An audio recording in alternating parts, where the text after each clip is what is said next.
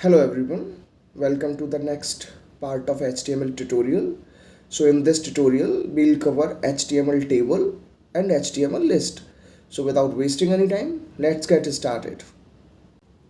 चलिए तो फिर शुरू करते हैं HTML टेबल के साथ। तो HTML टेबल में जनरली हम करते क्या है, जब भी आपको टेबुलर फॉर्म में डेटा शो कराना होता है, डिस्प्ले कराना होता है ब्राउज़र पे, तो उसके लिए हम HTML टेबल का यूज़ करते हैं, यानी कि रो एंड कॉलम की फॉर्म में। तो आप टेबल से वेल अवेयर होते हैं, जैसे रो वन होगी, उस रो वन के आपके मल्टीपल कॉलम्स होंगे, like column one, column two, column three up to column N, और फिर रो टू आपकी स्टार्ट होगी, उसका column one two up to column N, and फिर उसके बाद आप रो एन तक जाके उसके कॉलम एन तक जा सकते हैं। तो इस तरह से जब भी हमको टेबुलर फॉर्म में डेटा एंटर करना होता है तो हम HTML टेबल का यूज़ करते हैं। तो हमारे पास कुछ बेसिक टैग होते हैं HTML टेबल में, जैसे हम टेबल टैग से स्टार्ट करेंगे, ठीक है। उसके बाद जो भी टैग्स आते हैं, चलिए हम कोड की हेल्प से यहाँ पे देखते हैं। तो हम स्टार्ट करते हैं HTML टेबल के साथ में।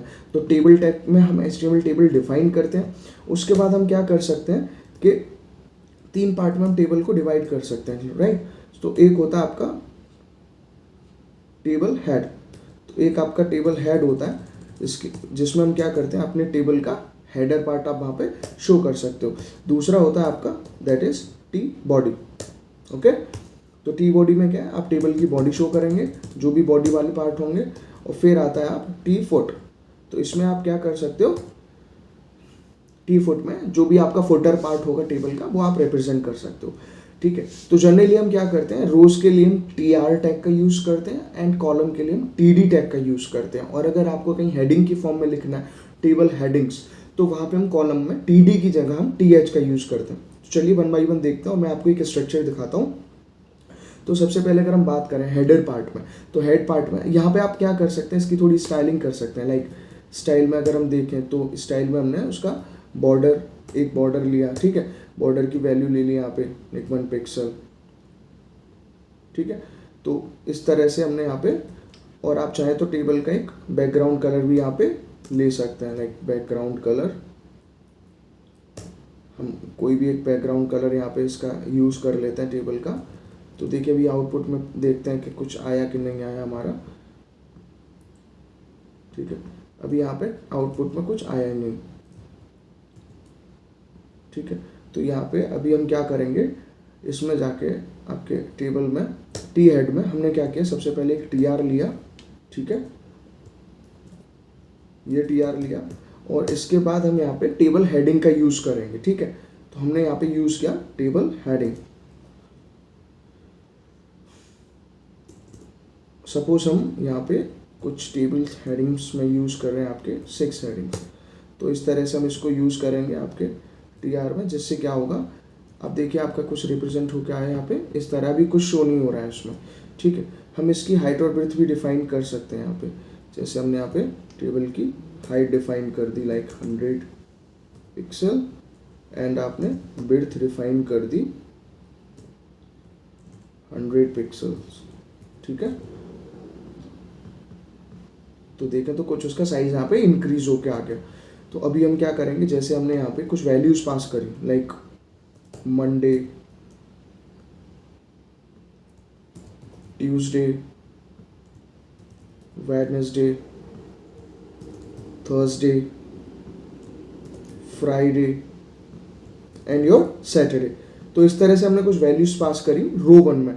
तो आप यहाँ पे देखें अगर इसका आउटपुट, तो वो इस तरह से यहाँ पे आपका आउटपुट शो होके आ रहा है, ठीक है, कॉलम वाले डेटा के लिए, ठीक है। तो इससे आपका इस तरह से यहाँ पे शो होके आ गया।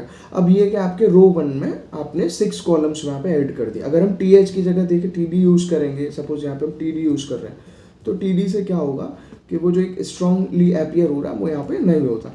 तो ये डिफरेंस है आपके TH और TD में, ठीक है। तो ये इसका फर्स्ट हो गया। अगर हम सपोज सेकेंड रो पे चलते हैं, ठीक है, हमने एक सेकेंड रो ली, तो सेकेंड रो में हमने 6 कॉलम्स बनाए सेम। तो इस तरह से आप 6 कॉलम बना सकते हो, और हमने कुछ वैल्यूज पास करा दी, ठीक है, लाइक 100, देन 200, 300, कोई भी वैल्यू पास करा दो आप, एंड 600। तो इस तरह से आप देखें कि कैसे आपका रो एंड कॉलम यहाँ पे काम करता है। तो इस तरह से हम उसका यहाँ पे दिखा सकते हैं। और अगर आपको यहाँ पे इसका कोई बैकग्राउंड कलर भी नहीं देना है, ठीक है, जैसे आप चाहते हैं कि इसका कोई भी आप बैकग्राउंड कलर डिफाइन करना नहीं चाह रहे हैं, ठीक है, तो आप इसको इसी तरह यूज़ कर सकते हो। यहाँ पे हम देखें तो हमारे पास एक सिंपल इस तरह से आपका आ गया, ठीक है। बॉर्डर की जो वैल्यू है आप यहाँ पे कुछ भी प्रोवाइड करा सकते हो, जैसे हमने यहाँ पे वैल्यू प्रोवाइड करा दी सपोज 5 पिक्सल, ठीक है।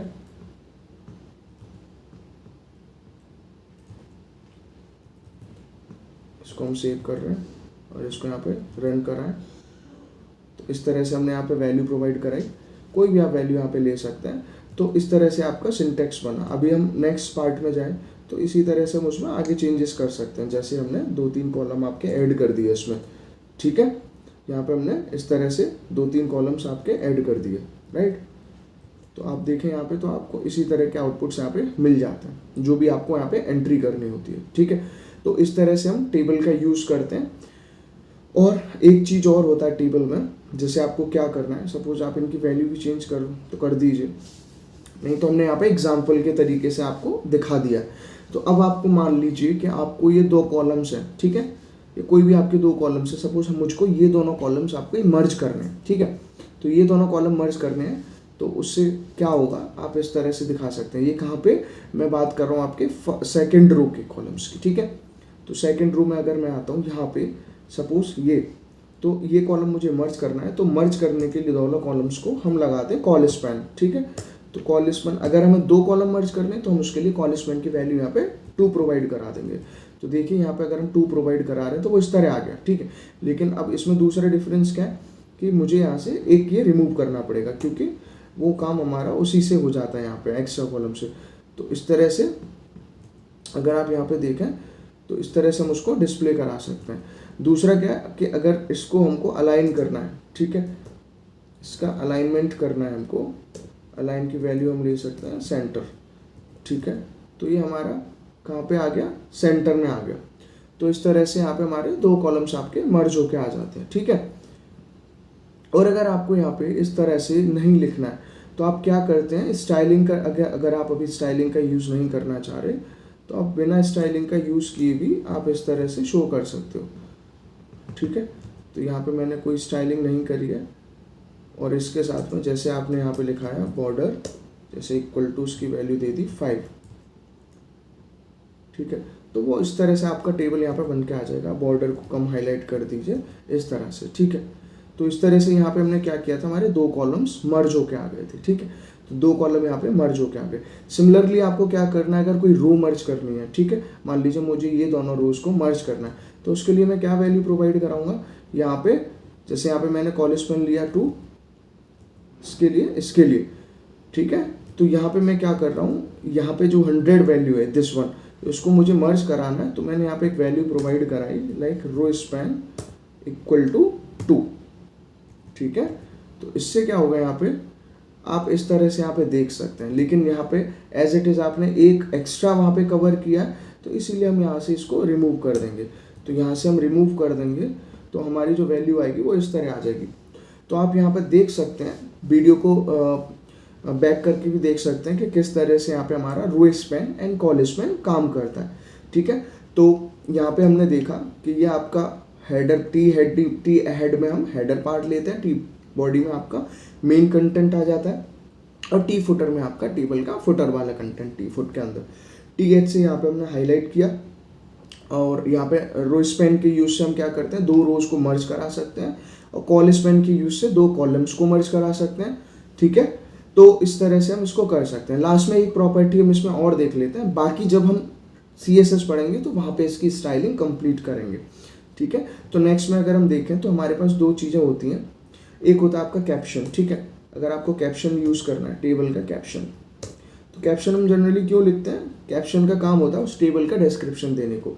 तो इसमें मान लो मैंने दिखा माय फर्स्ट टेबल, और इसको मैंने सेव किया, तो मेरे यहाँ पे कैप्शन जनरेट होके आ जाएगा, ठीक है, जो उस टेबल का डिस्क्रिप्शन देगा। उसके साथ एक फीचर हमारे पास और होता है कि सपोज आपको पर्टिकुलर कॉलम्स को हाईलाइट करना है या किसी स्पेसिफिक कलर करना है उसमें, तो उसके लिए हम क्या करते हैं, कॉल ग्रुप का यूज़ करते हैं। ठीक है, तो यहाँ पे आप देखें तो मैंने एक टैग यूज़ किया, दैट इज़ कॉल ग्रुप। ठीक है, तो कॉल ग्रुप टैग का मैं यूज़ करूँगा। तो इसको हम कैसे करते हैं, सेट ऑफ कॉलम के लिए। तो सपोज मैंने यहाँ पे कितने कॉलम्स यूज़ करे हैं, मेरे यहाँ पे कितने कॉलम्स यूज़ हैं, 1 2 3 4 5 6।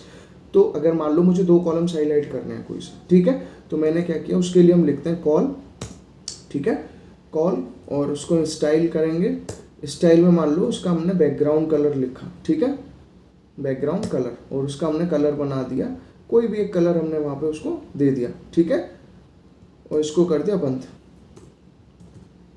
ठीक है, सिमिलरली हमने एक कॉल और सेट किया।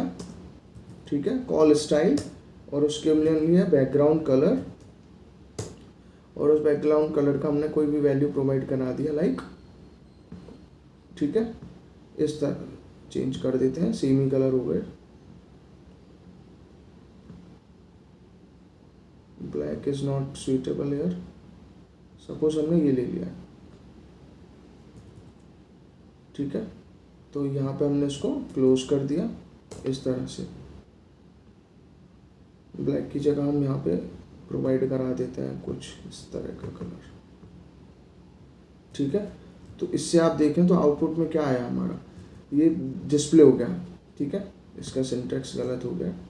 सपोज आपको यहाँ पे क्या करना है, येलो कलर दिखाना है इस तरह से।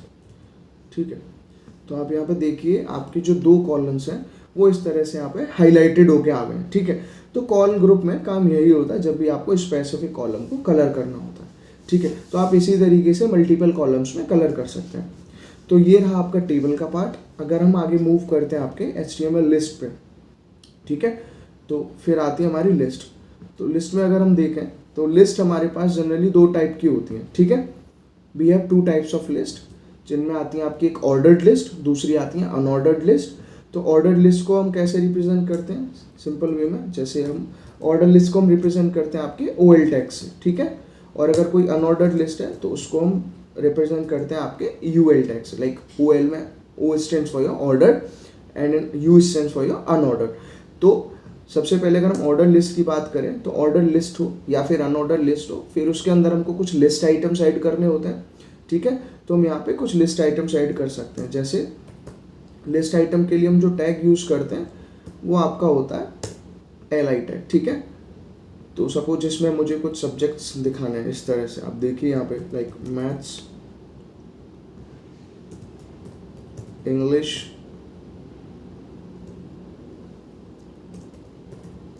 साइंस,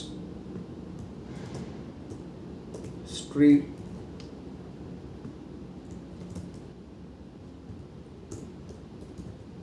इस तरह से मैंने यहाँ पे कुछ सब्जेक्ट्स दिखा दिए। ठीक है, तो अगर हम इसका आउटपुट चेक करेंगे तो वो हमारा आउटपुट इस तरह से आ जाएगा ऑर्डर्ड लिस्ट में। अब इसमें हम क्या चेंजेस कर सकते हैं, जैसे यहाँ पे हमने क्या किया, ऑर्डर लिस्ट में वो 1 से स्टार्ट हो रहा है। ठीक है, तो जहाँ ऑर्डर लिस्ट है आप इसमें और क्या कर सकते हैं, जैसे उसको स्टार्ट कराना है आपको 50 से सपोज, तो आपका जो लिस्ट का सीक्वेंस स्टार्ट होगा वो कहाँ से स्टार्ट हो जाएगा, वो स्टार्ट हो जाएगा आपका 50 से। ठीक है, इस तरह से। चलिए, तो इस तरह से हम इसको स्टार्ट करा सकते हैं। ठीक है, लाइक हमने इसको 1 से स्टार्ट कराना है तो स्टार्ट बाय डिफ़ॉल्ट वो आपका 1 से ही रहेगा। ठीक है, इस तरह से। अब आपको इसका टाइप चेंज करना है। ठीक है, OL टाइप सपोज आपको इस तरह का लिखना है, आप चाहते हैं वो इस तरह से अल्फ़ाबेटिकल फॉर्म में आए तो आप उसको इस तरह से दिखा सकते हैं। ठीक है, या फिर आप दिखाना चाह रहे हैं उसको रोमन नंबर के अकॉर्डिंग। ठीक है, तो आप उसको इस तरह से भी दिखा सकते हैं। तो इस तरह से हम ऑर्डर लिस्ट यूज़ करते हैं। और अगर हम अनऑर्डर लिस्ट में देखें तो मान लीजिए सिमिलर आइटम्स अगर हम आपके अनऑर्डर लिस्ट में प्रोवाइड करा देते हैं। ठीक है, जैसे यहाँ पे जो हम UL टैग के अंदर लिखेंगे इस तरह से, तो अगर हम इसको डिस्प्ले कराएंगे तो हमारे पास क्या आ रहा है, यहाँ पे वो इस तरह से आ रहा है। हम इसका भी टाइप चेंज कर सकते हैं यहाँ पे। ठीक है, तो इसके लिए हमें इसको एक स्टाइल टैग का यूज़ करना पड़ेगा, जिसमें हम लेते हैं लिस्ट स्टाइल टाइप। ठीक है, तो लिस्ट स्टाइल टाइप में अगर आप मान लीजिए डेसिमल की तरह दिखाना चाह रहे हैं, डिस्क की तरह दिखाना चाह रहे हैं, तो आप उसको उस तरह से रिप्रेजेंट करा सकते हो। ठीक है, डिस्क हुआ या फिर आपका कोई भी हुआ, जैसे आप डेसिमल की फॉर्म में दिखा रहे हैं। ठीक है, तो वो उस तरह से यहाँ पे आ जाता है। किसी भी तरीके से आप दिखाना चाहो वो उस तरीके से आपका यहाँ पे दिखा देता है, या फिर आप बाय डिफ़ॉल्ट ऐसे ही छोड़ सकते हो उसे, ठीक है, इस तरह से। अभी हम बात करते हैं, नेक्स्ट आते हैं हमारे नेस्टेड लिस्ट। तो नेस्टेड लिस्ट का मतलब होता है लिस्ट विद इन लिस्ट। तो नेस्टेड लिस्ट का एक सिंपल सा एग्जांपल है कि जैसे आप सपोज यहाँ पे जो मैथ्स है, मुझे मैथ्स की कुछ अलग और पार्ट दिखाने हैं, तो मैंने मैथ्स में क्या किया, इसी लिस्ट आइटम के अंदर मैं क्या करूँगा, इसको क्लोज करने से पहले ऑर्डर या अनऑर्डर, जैसे मैंने एक और ऑर्डर लिस्ट बनाई, ठीक है, तो ऑर्डर लिस्ट बनाई और ऑर्डर के अंदर मैंने इसी तरह से आपके लिस्ट आइटम और यूज़ कर लिए, जिसमें सपोज मान लो मैंने दिया ठीक है, तो मान लीजिए कोई भी वो 2 पार्ट हम मैथ्स के उसमें दिखाना चाह रहे हैं, जैसे मान लीजिए हमने दिखा दिया स्टैट्स, ठीक है, प्रोबेबिलिटी, ठीक है। तो इस तरह से अगर हम आउटपुट में देखें तो हमारे पास इस तरह से क्या होता है, हमारा एक नेस्टेड लिस्ट का एक एग्जांपल आ जाता है, ठीक है। इस तरह से हमारा एक आउटपुट वहाँ पे डिस्प्ले हो जाता है नेस्टेड लिस्ट के लिए, ठीक है। तो अगर हम बात करें, अगर दूसरी बात अगर हम करते हैं तो उसमें हम क्या करेंगे,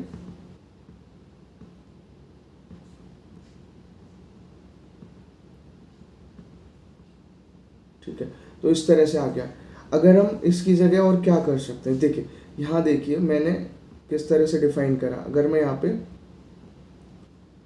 चलिए, तो ये आपका बेसिक था, ठीक है।